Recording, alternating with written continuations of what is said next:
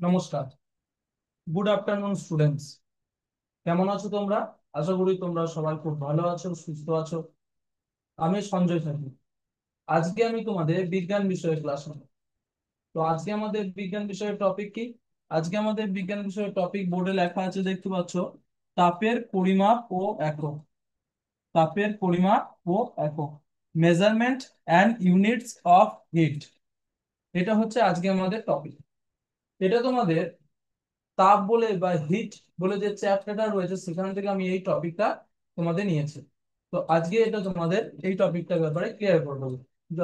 যত এই টপিকটার ব্যাপারে যত সমস্যা আছে, সেগুলো সব আজকে আশা করছি আমি ক্লিয়ার করতে পারবো তোমাদের সামনে। তো তোমাদের প্রথমেই বলি, তারপরেও যদি তোমাদের মনে কোনো প্রশ্ন থাকে ক্লাস চলাকালীন এই টপিকে, অবশ্যই কিন্তু সেটা আমাকে কমেন্ট করে চ্যাট বক্সে কিন্তু তোমরা আমাকে জানাবে। ঠিক আছে, যাতে পরের ক্লাসে হলেও আমি কিন্তু তোমাদের সেই সমস্যাটা সমাধান করতে পারি। ঠিক আছে, তো চলো প্রথমেই আমরা একজন মহান ব্যক্তির উক্তি পড়ে নিই। দেখে নিই তিনি কে এবং তার উক্তিটা কি।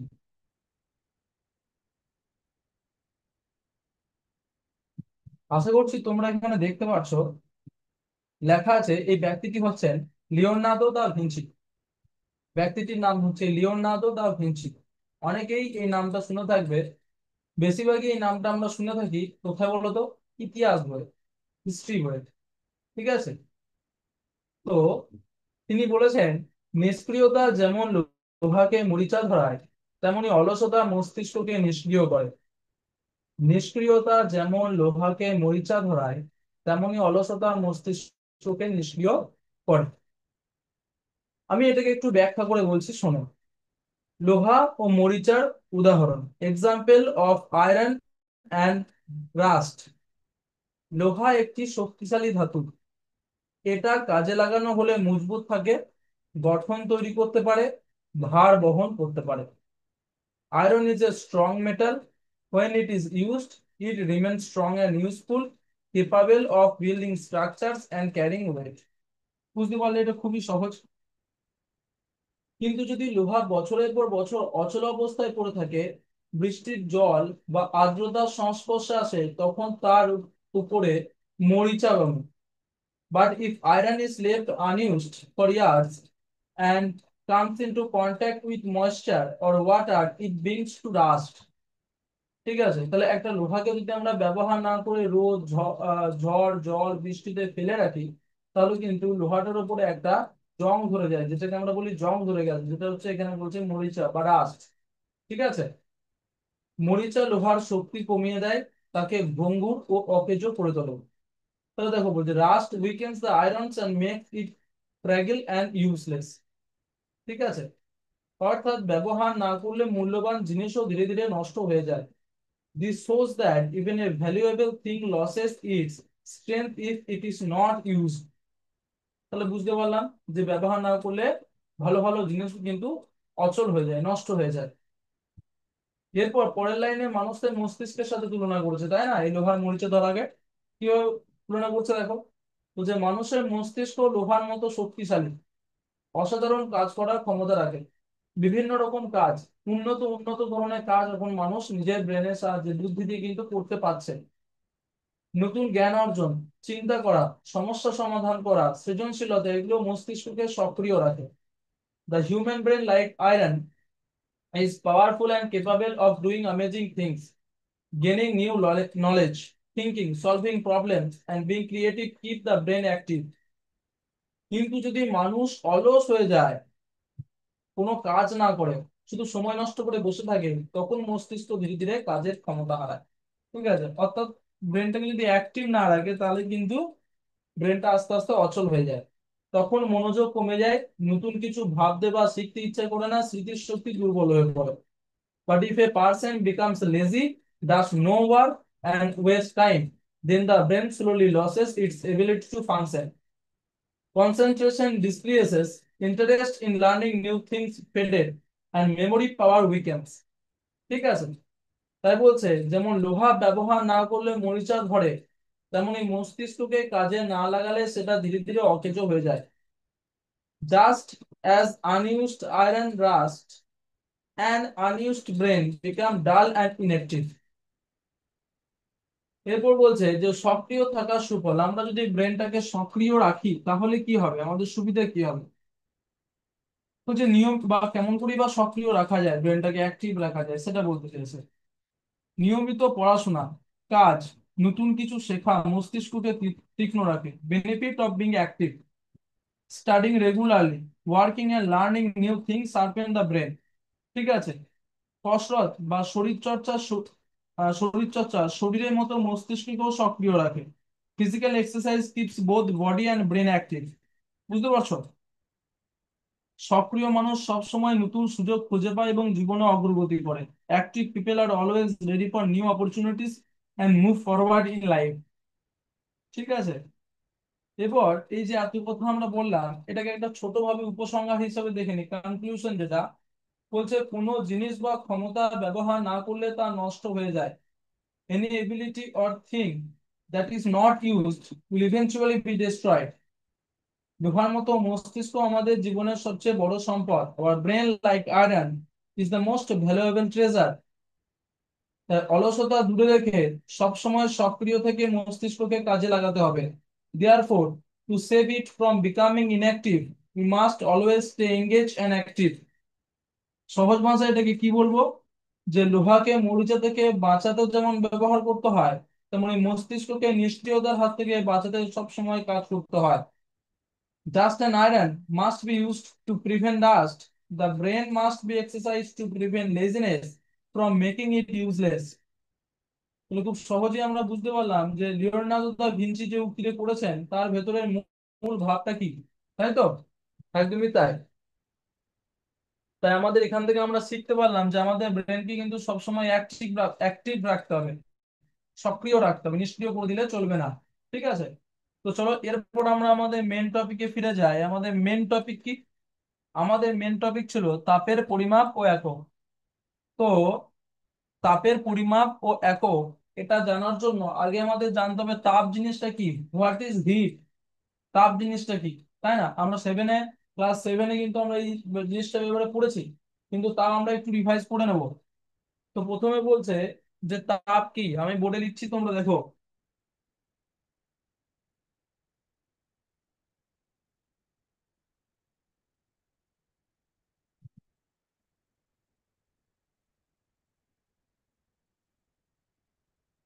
তাপ কি,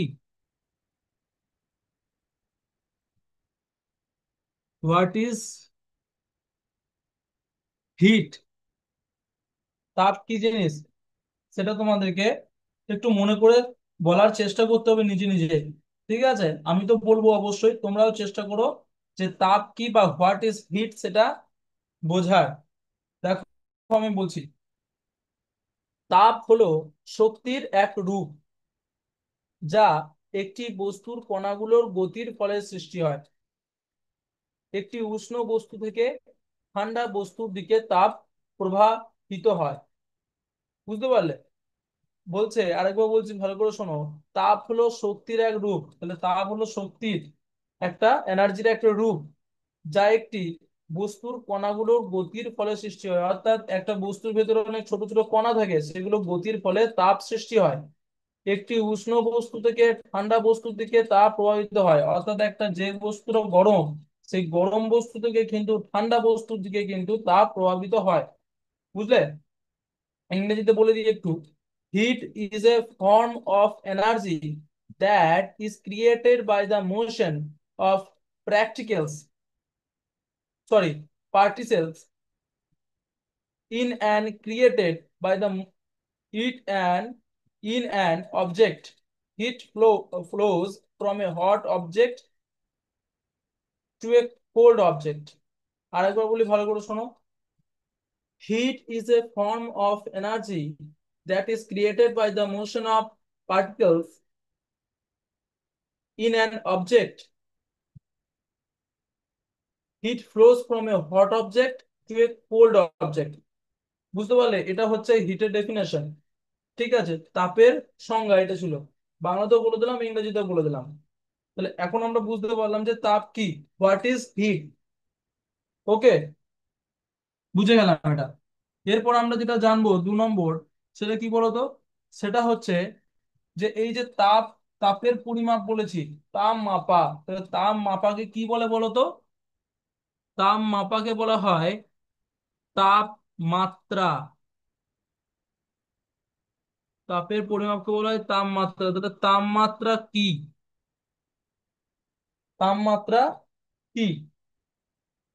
what is temperature?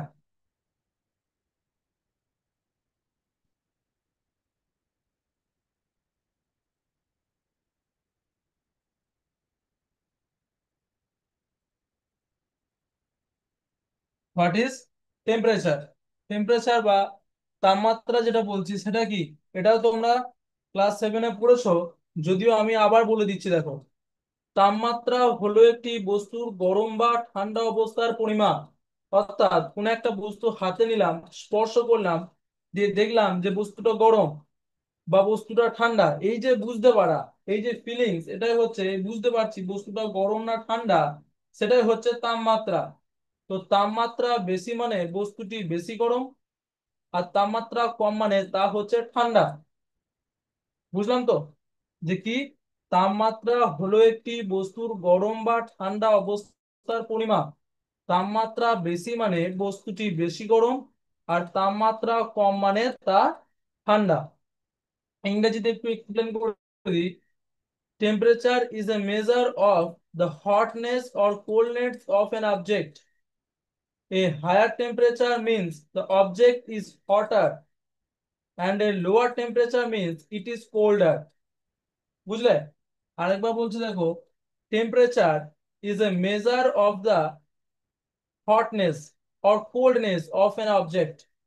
A higher temperature means the object is hotter, and a lower temperature means it is colder. তাহলে এটাই ছিল তাপমাত্রা। তো এরপর তাপমাত্রার আমরা একটা উদাহরণ দেখব। ঠিক আছে? তাপমাত্রা কিভাবে বুঝবো এটা তাপমাত্রা বেশি না কম সেটারও একটা পরিমাপ। ঠিক আছে? তাপের পরিমাপ হচ্ছে তাপমাত্রা, তাহলে সেটা আমাদেরকে আমরা একটা সিমুলেশনের সাহায্যে দেখবো। ঠিক আছে? একদম। তো তার আগে উদাহরণটা বলে দিই। উদাহরণ হচ্ছে ফুটন্ত জলের তাপমাত্রা প্রায় 100 ডিগ্রি সেন্টিগ্রেড। একটা জল ফুটছে, গরম জল, তার তাপমাত্রা কত হয়? 100 degree Celsius, 100 degree, 100 degree Celsius. আর বরফের তাপমাত্রা হয় 0 ডিগ্রি সেলসিয়াস। বরফ, একটা জল বরফে পরিণত হয়ে গেছে, ফ্রিজে দিয়েছিলাম বরফে পরিণত হয়ে গেছে। ঠিক আছে? সেটা হচ্ছে 0 degree Celsius. The temperature of boiling water is about 100 degree, 100 degree Celsius, and the temperature of ice is 0 degree Celsius. Okay? The temperature of boiling water is about 100 degrees Celsius, and the temperature of ice is 0 degrees Celsius. বুঝতে পারলাম? এরপর এটা আমরা একটু proof করে দেখে নিই। ঠিক আছে? যে সত্যি করেই জল গরম করলে, ঠিক আছে, বাড়ে কিনা, ঠিক আছে, তাপমাত্রা বাড়ে কিনা, বা জলকে যদি ঠান্ডা করা হয় তাহলে তাপমাত্রা কমে কিনা, সেটা আমরা একটা সিমুলেশনের সাহায্যে দেখে নেব। তো চলো সিমুলেশনটা দেখে নিই। তোমরা এখানে দেখতে পাচ্ছ যে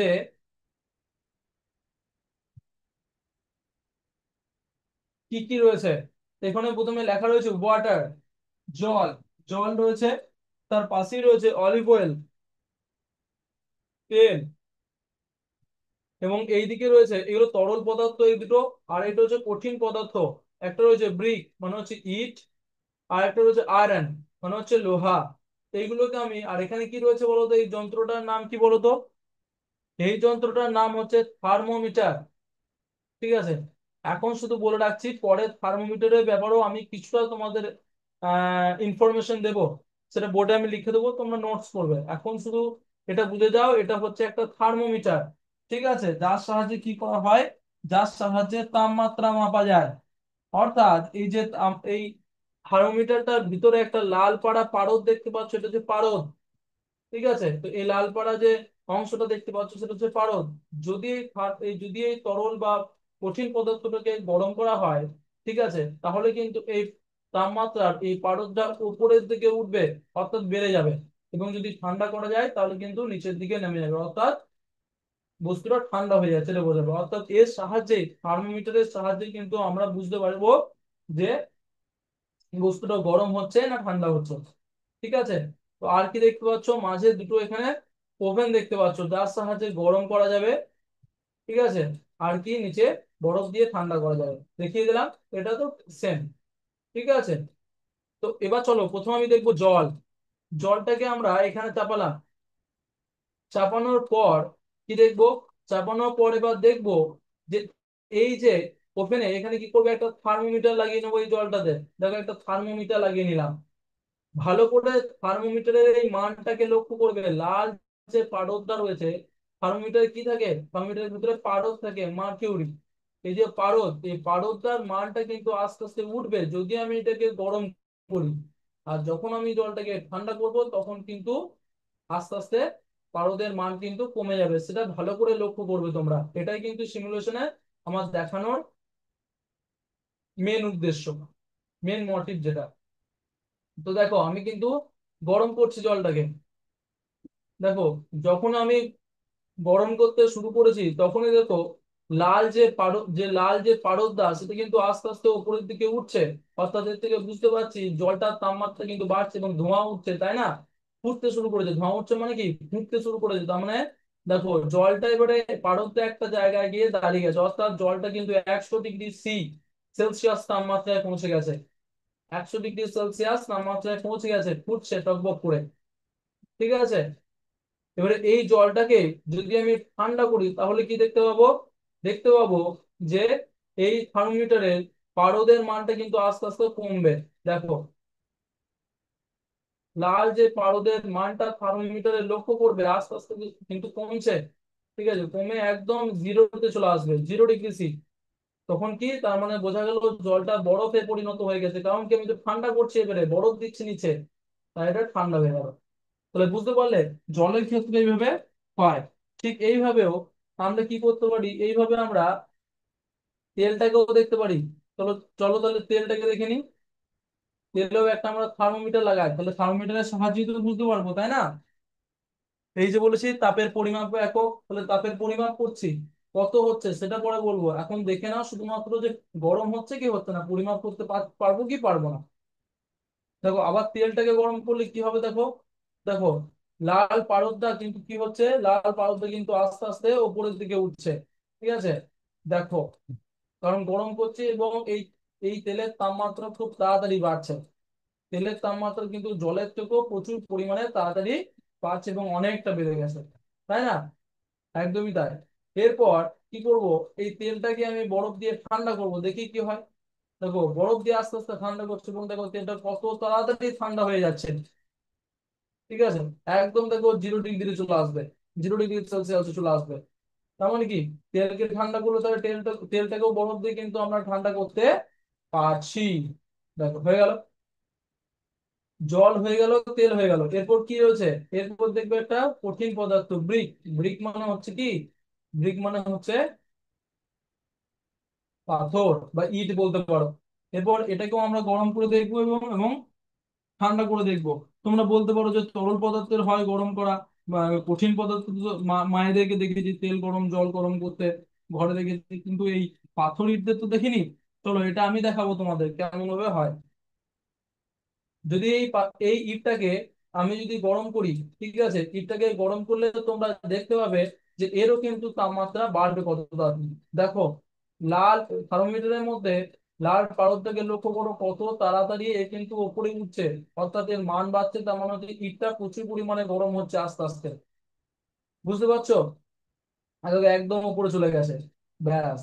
এরপর যদি এই ইটটাকে আমি ঠান্ডা করি, দেখো,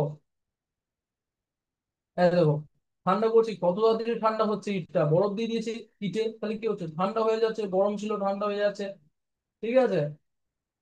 দেখো একদম 0 ডিগ্রি সেলসিয়াসে চলে আসবে। তাহলে এর সাহায্যে আমরা কি বুঝতে পারলাম, এর সাহায্যে আমরা বুঝতে পারলাম ইটকেও কিন্তু গরম করা বা ঠান্ডা করা যায়।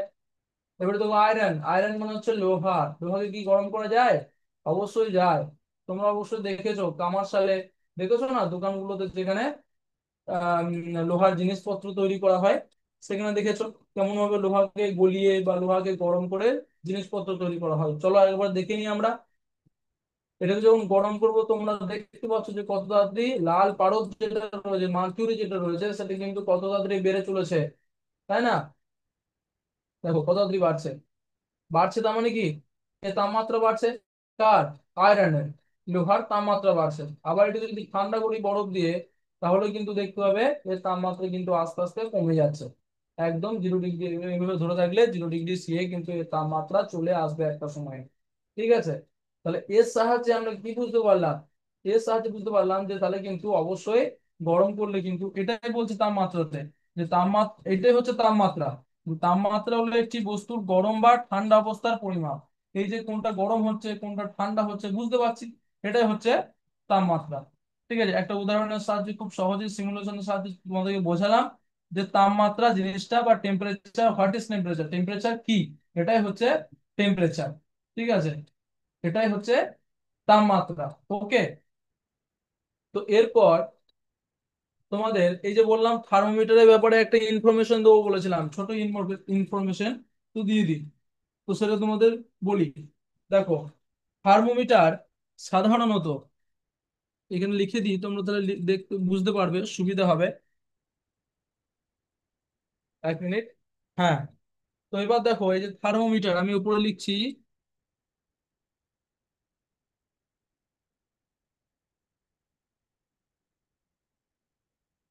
থার্মোমিটার।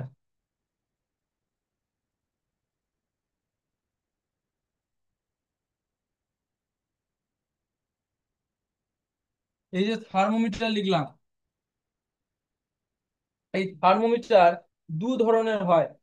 আচ্ছা, থার্মোমিটারে পারদ ব্যবহার করা হয়, এটা আগেই বলে দিয়েছি কিন্তু। Mercury is used in thermometer. থার্মোমিটারে কি ইউজ করা হয়, কোন ধাতু? পারদ ধাতু। এবং এই থার্মোমিটার দু ধরনের হয়। ঠিক আছে, একটা হচ্ছে ল্যাবরেটরি থার্মোমিটার, ল্যাবরেটরি, ল্যাবরেটরি,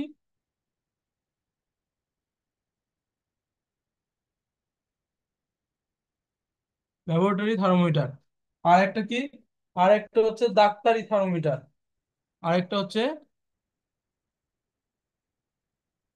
ডাক্তারি থার্মোমিটার। তাহলে দুই ধরনের থার্মোমিটার হয়, একটা ল্যাবরেটরি যেটা ল্যাবগুলোতে টেস্ট করা হয় সেই একটা থার্মোমিটার, আর একটা হচ্ছে ডাক্তারি থার্মোমিটার যেটা ডাক্তাররা ব্যবহার করে আমাদের কতটা জ্বর হয়েছে, কত শরীর টেম্পারেচার বেড়েছে সেটা মাপার জন্য। বুঝতে পারলে তো? তাহলে দু ধরনের থার্মোমিটার কিন্তু হয়। এরপর তোমরা বলবে যে একটা প্রশ্ন আসতে পারে যে এখানে আমি কি লিখেছি, এখানে আমি লিখেছি যে এর মুছে দিলাম। ঠিক আছে, তো এখানে আমি লিখেছি যে তাপের পরিমাপ বুঝতে পারলাম যে তাপের পরিমাপ কিভাবে করা যায়। এবার তাপের একক জানতে হবে। ঠিক আছে, যে আমরা বলি দোকানে গিয়ে 1 কেজি চাল দিন, 5 কেজি চিনি দিন, এই যে বলি কেজি, গ্রাম, লিটার, এগুলো কি, এগুলো তো ওজনের পরিমাপের একক, তাই না? ওজন পরিমাপের একক। সেরকম তাপের পরিমাপেরও একক আছে। কি কি? চলো জেনে নিই। তাপের পরিমাপের 3টে একক আছে। একক, তাপের পরিমাপের 3টে একক আছে। ঠিক আছে, যেটাকে বলছে ইউনিট, যেটা। ওকে, 1 নম্বর কি? 1 নম্বর হচ্ছে ডিগ্রি সেলসিয়াস, ডিগ্রি সেলসিয়াস। ঠিক আছে, 2 নম্বর হচ্ছে ডিগ্রি ফারেনহাইট, ডিগ্রি ফারেনহাইট। আর একটা হচ্ছে 3 নম্বর যেটা, সেটা হচ্ছে কেলভিন। তাহলে এই 3টে একক আছে যার সাহায্যে কিন্তু এককের পরিমাপ করা হয়, সরি তাপের পরিমাপ করা হয়। ঠিক আছে, দেখি প্রথমেরটা হচ্ছে ডিগ্রি সেলসিয়াস, তারপরটা হচ্ছে ডিগ্রি ফারেনহাইট, 3 নম্বর হচ্ছে কেলভিন। তো এরপর আমরা জেনে নেব এক এক করে যে জলের বরফে পরিণত হওয়ার তাপমাত্রা কত, the freezing point of water. ঠিক আছে, প্রথমে আমরা জানবো কিসে, প্রথমে আমরা জানবো যে সেলসিয়াস, সেলসিয়াসে, এগুলো তোমরা নোট করো। ঠিক আছে, নোট করতে পারো, আমি কিন্তু প্রশ্ন ধরবো শেষে। তো জলের বরফে পরিণত হওয়ার তাপমাত্রা, যদি জলকে বরফে পরিণত করি তাহলে কত ডিগ্রি তাপমাত্রা হবে? তার তাপমাত্রা কিন্তু হবে এখানে কত জলের, আমরা জানি সেলসিয়াসে হয় 0 ডিগ্রি সেলসিয়াস। ওকে, একদমই তাই।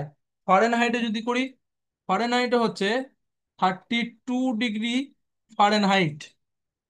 আর কেলভিনে হবে 273 কে। এটা হচ্ছে জলকে বরফে পরিণত হওয়ার তাপমাত্রা। এরপর আমরা কি, এটা হয়ে গেলো জলকে বরফে পরিণত করা। ওকে, এরপর আমরা কি করব? এরপর জল ফুটতে শুরু করে কত ডিগ্রিতে? কত ডিগ্রি সেলসিয়াসে আমরা জানি? 100 ডিগ্রি সেলসিয়াস, 100 ডিগ্রি সেলসিয়াসে। এবং কত ডিগ্রি ফারেনহাইট? 212 degree Fahrenheit. ঠিক আছে, 212 ডিগ্রি ফারেনহাইট। ওকে, 212 ডিগ্রি ফারেনহাইট। আর কেলভিন, কেলভিনে হচ্ছে 300, 373 কে, 373 কে কি হয়? জল ফুটতে শুরু করে। এরপর আমি তোমাদের মুখে বলে দিই যে মানব দেহের স্বাভাবিক তাপমাত্রা কত। মানব দেহের স্বাভাবিক তাপমাত্রা সেলসিয়াসে হচ্ছে 37 ডিগ্রি সেলসিয়াস। নোট করতে পারো। সেলসিয়াস হচ্ছে 37 ডিগ্রি সেলসিয়াস। আর ফারেনহাইটে হচ্ছে 98 ডিগ্রি, 98.6 ডিগ্রি ফারেনহাইট স্বাভাবিক তাপমাত্রা আমাদের। আর কেলভিনে হচ্ছে 310, 310 কে। বুঝে গেলে? একদমই তাই।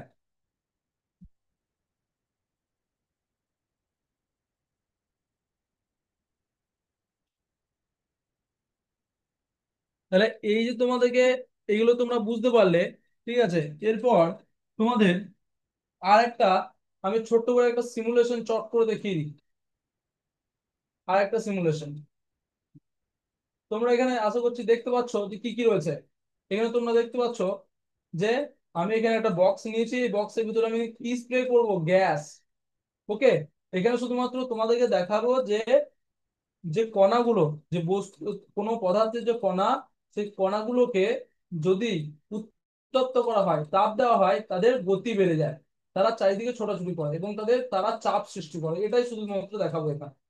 তো দেখো এখানে আমি একটা ওভেন নিচে নিচে বক্স আছে, বক্সের ভিতরে আমি প্রথমে কি করব?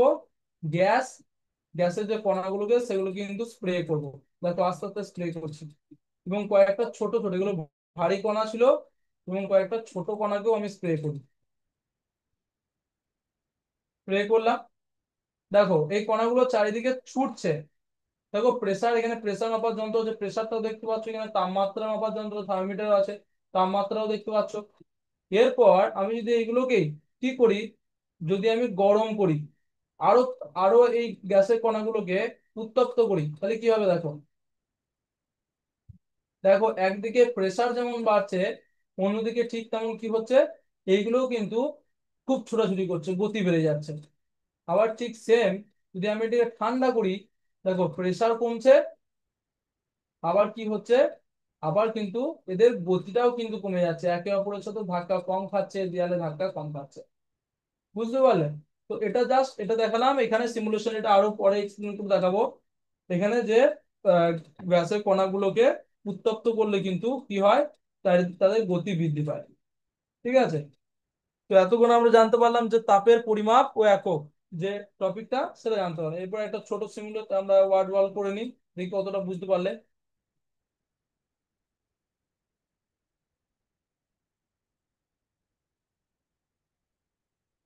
তো এখানে 10টা প্রশ্ন তোমরা দেখতে পাচ্ছ, 10টা প্রশ্ন। তো প্রথম বক্সটা ওপেন করি। কোন যন্ত্রের সাহায্যে তাপমাত্রা পরিমাপ করা হয়? থার্মোমিটার না ব্যারোমিটার? সেটা হচ্ছে থার্মোমিটার।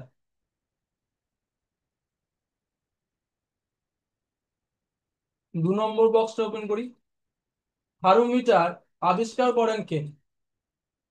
গ্যালিলিও না আইনস্টাইন? গ্যালিলিও। 3 নম্বর, তাপমাত্রা পরিমাপের একক কোনটি? নিউটন না সেলসিয়াস? নিউটন দিয়ে হয়? হয় না, সেটা হচ্ছে সেলসিয়াস।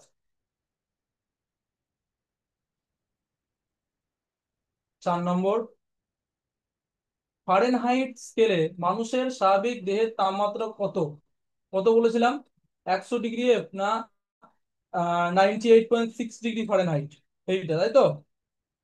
একদমই তাই, 98.6 ডিগ্রি ফারেনহাইট। পাঁচটা দেখি। থার্মোমিটারে সাধারণত কোন পদার্থ ব্যবহার করা হয়? জল না পারদ? হচ্ছে পারদ।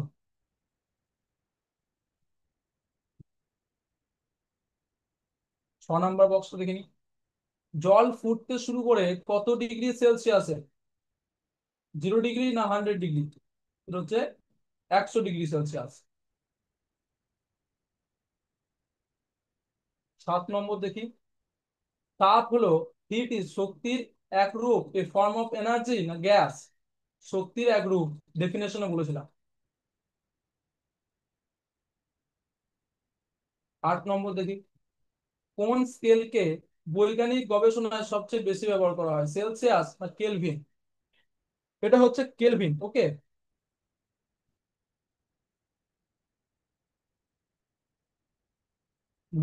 পরে প্রশ্ন, মানুষের দেহের স্বাভাবিক তাপমাত্রা কত ডিগ্রি সেলসিয়াস?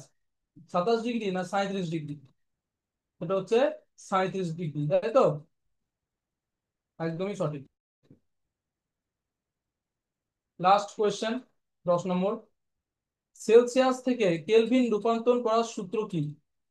এটা একটা সূত্র আছে, যেটা এইগুলো ব্যাপারে আমি আবার পরের ক্লাসে ডিটেলসে বলবো, এবং যে সিমুলেশনটা আমি শেষে দেখালাম, গ্যাস প্রপার্টি, সেটা আরো ডিটেলসে বলবো পরের ক্লাসে। ওকে, তো এটা মনে রাখবে যে সূত্র হচ্ছে C+273,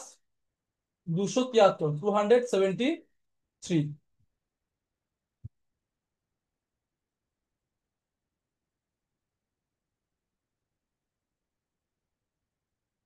তো গেম কমপ্লিট এখানে।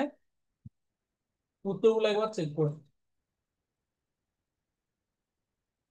এখানে তোমরা দেখতে পাচ্ছ উত্তরগুলো কিন্তু সব সঠিক হয়েছে। তো এইভাবে কিন্তু আজকে ক্লাসে আমরা তাপের পরিমাপ ও এককের ব্যাপারে জানতে পারলাম। তো আজকে ক্লাস এতটা অবধি। Thank you. জয় বিদ্যাশক্তি, জয় ভারত, জয় হিন্দ।